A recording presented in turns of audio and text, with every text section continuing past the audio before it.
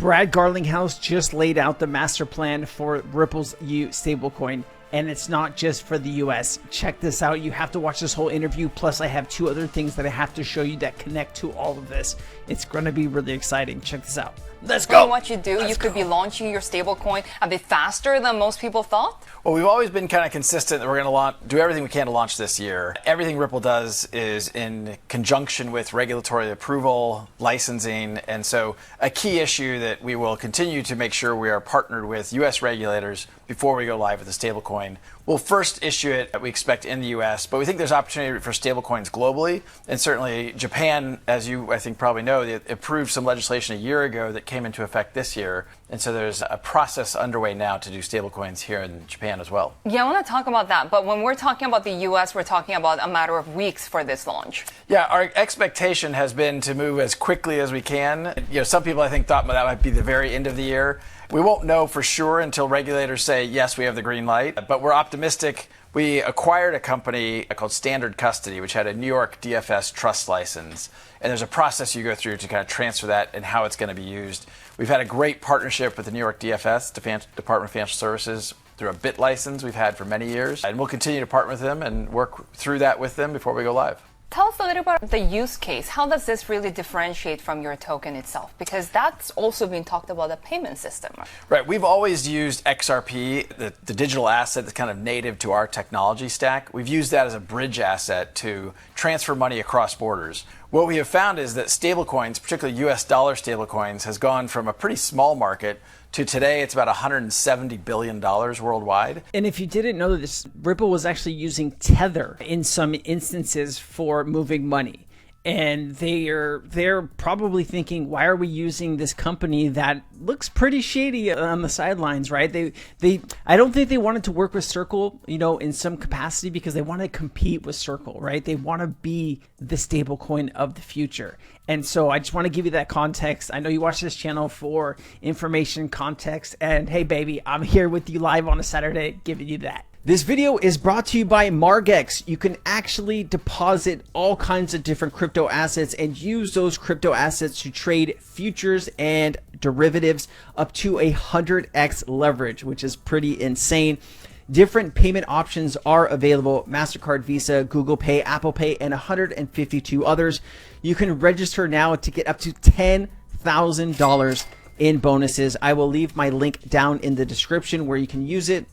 If you deposit up to $100, you will get $50 back for free, as well as you can use 50% of the bonuses to pay for your fees on the exchange. Looking forward to seeing how you do here. You can also do copy trading if your skills are still developing and you want to follow some really good traders. They have a whole platform that is dedicated to copy trading, as well as if you're wanting to learn how to do all of this stuff, there are definitely some places on Margex site that you can learn how to do all of these different things. Thank you so much for watching. Let's get back to the video. And people think that may end up being 2 to 3 trillion in about 5 years. Given Ripple's place in the payments infrastructure, as well as a trusted brand partnering with financial institutions and regulators, we felt like there's an opportunity to enter the stablecoin market as that market continues to grow. We already have used stablecoins in our payment flows for certain corridors, depending upon whether you're going to the Australian dollar or the Philippine peso. Certain corridors, it's more efficient to use a stablecoin at times. So we always use what's best for the customer, and we decided to go live and build our own stablecoin, and excited to get live with that this year. Thinking of building a stablecoin here in Japan, I mean, you said that the regulations here were clearer, but at the same time, is more of a conservative market, no? Do tell. I think Japan has been a more conservative market in some ways, but I actually think that in some ways is also really healthy. Japan, more so than some countries around the world, leaned in early to provide regulatory clarity and passed legislation, both about stablecoins, but even further back, I think 2017 or 2018, the FSA here in Japan issued clarity and a kind of a taxonomy, a framework for how different cryptos would be regulated. And that has really allowed, I think, entrepreneurship and investment to thrive here in Japan. Now, as compared to the United States, which has really been behind, certainly Japan and the UK and behind Switzerland, so a lot of countries are leading, and Japan has been in many ways one. That's not to say they haven't been conservative about the regulation, but I think that can be really healthy. As long as there's clear rules of the road, entrepreneurs will work within them. So if you're imagining a stablecoin in Japan, what's the time frame?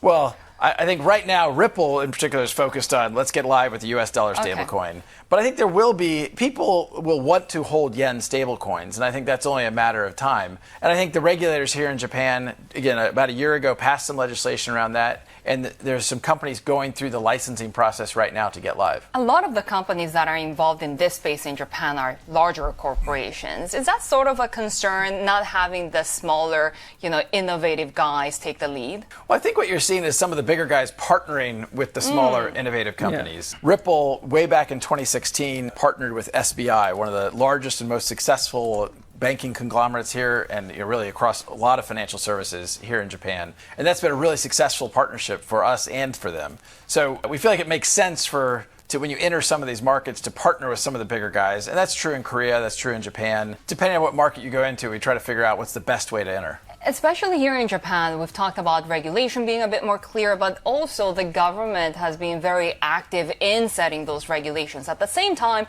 we're headed towards a presidential election for the ruling Liberal Democratic Party.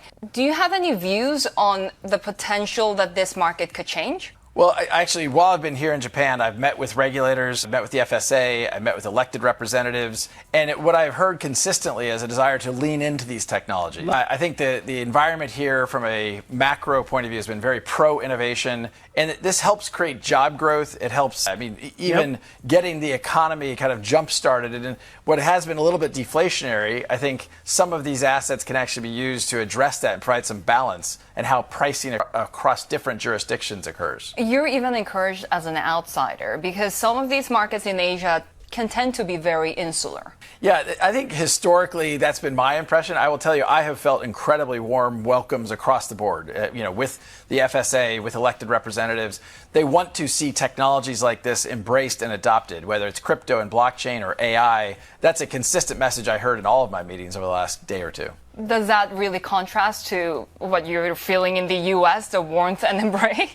It's a sad reality. I chuckle about it, but it's frustrating. I grew up in the United States. The majority of Ripple's employees are based in the United States today, but our number of employees we hire outside the United States has grown dramatically. Yep. I was going to say, how big is that? So we have about 900 employees globally. 75% of our hiring has been non-U.S., in part because of exactly what you're talking about. The U.S. has been pretty hostile towards crypto. The Biden administration, frankly, has taken a pretty negative view, and that has meant this kind of regulation through enforcement. The United States SEC has sued a lot of companies in the space, and rather than doing the hard work that the Japanese regulators have done of codifying and creating a framework, they've just sued people. That's not a really great way to regulate an industry. Do you think that will change if we have the more overtly crypto-friendly Trump administration coming back in? Well, I don't know who's going to win. I think regardless of who wins, you're going to see new leadership at the United States Securities and Exchange Commission, and that will be, I think, an important changing of the guard. Now, Trump and the Republicans clearly have leaned into being very pro-crypto. I view crypto and blockchain as a very bipartisan. You shouldn't care about a technology depending on what party you're from. I think being pro-innovation and pro-job growth makes sense on both sides of the aisle. So it's almost like saying I'm a Republican, I'm anti-email, but I'm a Democrat, I'm pro-email. Like, that doesn't make sense. At least for the time being, though, given that there is that lack of clarity, given that, they're pro and anti-email. Yeah. No U.S. IPO, at least for now. No, we don't have any. That's not our horizon. We're frankly very lucky to have a very strong balance sheet. Guys, the IPO, the SEC would need to approve the IPO, and Ripple's going to want to launch in a good market. And right now, the market has been booming. The stock market has been booming for years, and they're not going to launch at the top of that market so it can go all the way down. They're just not going to do it. It's a smart play. You have to do a lot more filings, and you have to be a little bit more upfront with what's going on if you're a public company. And so I think Ripple is doing the right thing here. We've made acquisitions. We bought a custody company last year for $250 million US. We've done stock buybacks to our private shareholders. But going public in the United States when the SEC isn't a big fan of crypto, and certainly Ripple even specifically, I don't think that's in the cards anytime soon. So where is all of that money coming from? Like, how much of that ratio comes from overseas, especially Asia? I don't know the exact ratio. I mean, we think about our business as a very global business. 95% of our customers are non-U.S. customers. About 40% of our business is in the Asia-Pacific region in terms of payment flows. And again, our customers, Ripple the company, our customers are banks, financial institutions, payment providers. We use the XRP ledger, and we use the token XRP XRP to kind of facilitate these transactions. Some people get confused about which is which, but Ripple, the company, our customers are all these banks and financial institutions. And check this out, right? In Japan, the three biggest banks, MUFG, Mizuho, and SMBC, plan to use a stablecoin for cross-border payments. What do you think Brad Garlinghouse was just talking about, right? A stablecoin in Japan. Connections, right? SBI Group, the most powerful group in Asia, in Japan. Guys, you don't see many crypto companies with these partnerships. You don't see many. You don't see meeting with elected officials of countries, right? It's just not in the cards. This is why I'm a believer. This is why I hold XRP. And this is why I hope you keep coming back and I hope you keep learning. Sorry, it's a little dark. It's early in the morning here in Japan. I'm in Hawaii. I'm sorry. It's just a little early here in Hawaii. My wife's still sleeping actually, but I wanted to get this video out for you. I think it's good. I think it's a great interview and I think you should watch it. Watch the whole video. And actually, if you made it to this part, you've watched the whole video. So I love you. Thank you for following. We're 300 subs away now from 30K. So thank you so much. Aloha.